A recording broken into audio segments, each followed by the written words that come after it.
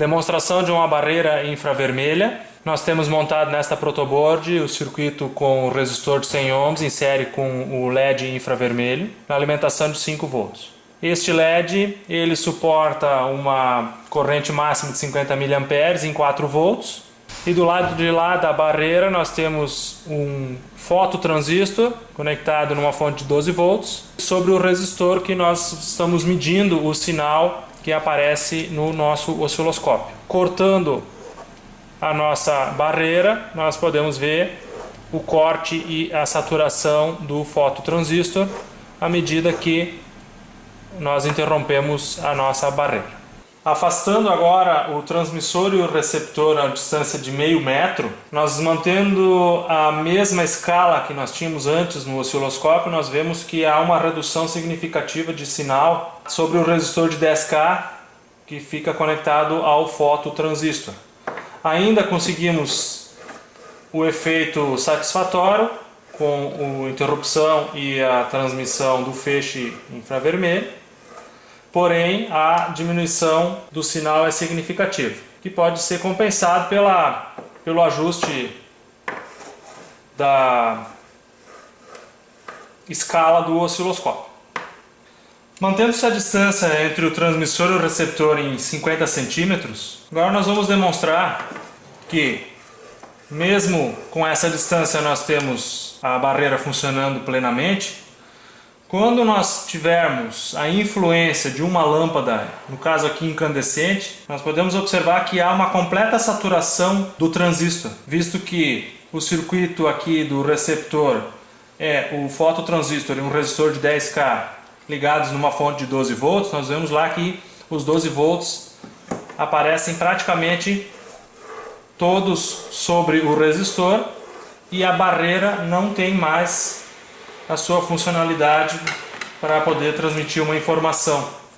Quando nós ocultarmos aqui a lâmpada, nós restabelecemos a possibilidade da barreira funcionar. Isso mostra a quantidade de radiação infravermelha que uma lâmpada incandescente emite no ambiente. Afastando o transmissor e o receptor a uma distância de 1 metro ainda com o sinal contínuo aplicado no transmissor, nós podemos observar no osciloscópio, que ainda está na mesma escala do começo, que há uma significativa perda de sinal, o que nos obriga a aumentarmos a sensibilidade do osciloscópio e assim nós conseguimos transmitir a informação com segurança. Mas a distância influencia bastante a receptividade do sinal.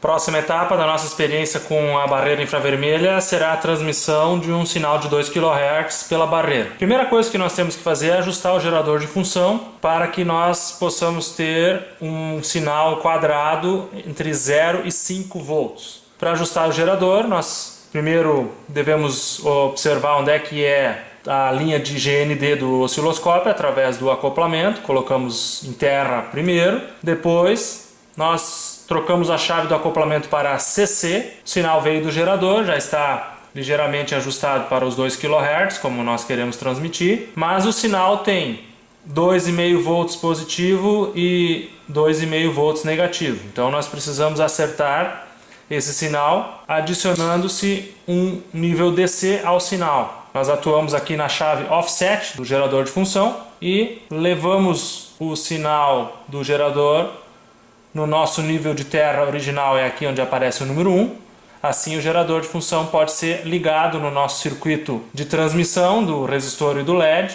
Aplicando-se um sinal de 2 kHz, 5 volts de pico sobre o transmissor, nós temos o sinal sendo transmitido na barreira, podemos ver ali, que no receptor o sinal é recebido sobre o resistor de 10K. E aqui uma característica interessante é a característica capacitiva do fototransistor, em que nós temos uma constante de tempo relativamente grande aqui, principalmente no momento do fechamento, quando a transmissão é encerrada. Nós temos aqui um tempo, os portadores se dissipam dentro do fototransistor e que em frequências mais altas essa constante de tempo pode prejudicar a nossa integridade do sinal.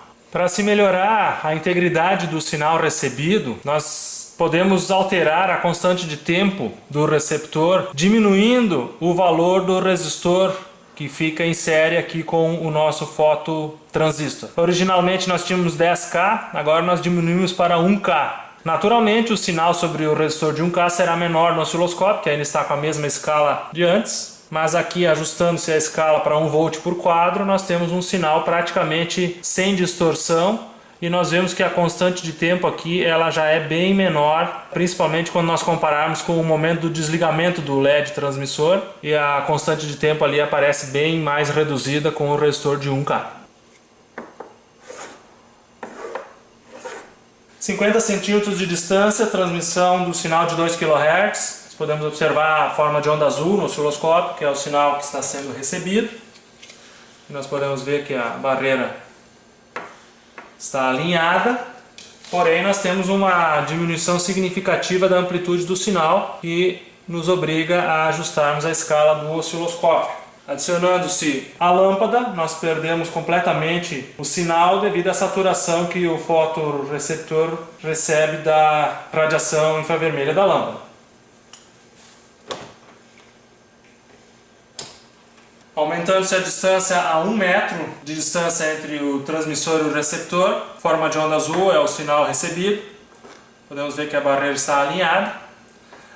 Um detalhe que, comparando com a lâmpada incandescente, a iluminação ambiente que nós temos aqui é fluorescentes a LED. Então, esta iluminação ela não interfere na nossa barreira. As fluorescentes antigas, elas interferiam na transmissão e recepção desse tipo de sinal, porém a iluminação a LED não traz este problema. Aqui, o sinal ajustando-se à escala do osciloscópio, nós podemos ver que o sinal tem uma boa integridade no receptor. Para nós recuperarmos o sinal num receptor com qualidade e transformarmos ele numa forma de onda quadrada perfeita, como é o transmissor, a gente pode utilizar um inversor Schmitt-Trigger na saída do nosso circuito receptor, ou um comparador com um amplificador operacional, que também vai nos restabelecer a qualidade do sinal. Mantendo-se a distância de 1 metro entre o transmissor e o receptor, nós vamos aumentar aqui a frequência de 2 kHz inicial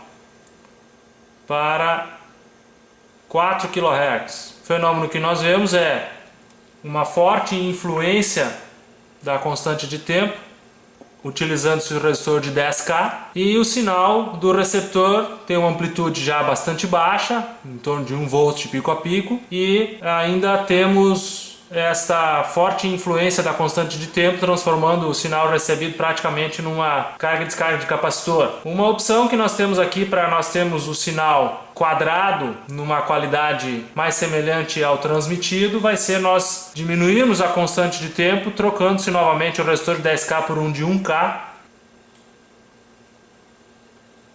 O sinal recebido evidentemente vai ter uma amplitude menor, mas ajustando-se aqui a escala do osciloscópio, nós podemos ver um sinal quadrado com uma qualidade mais adequada ao sinal transmitido, porém com uma amplitude bastante diminuída. Assim nós conseguimos o dobro da frequência de transmissão e um sinal de qualidade na recepção.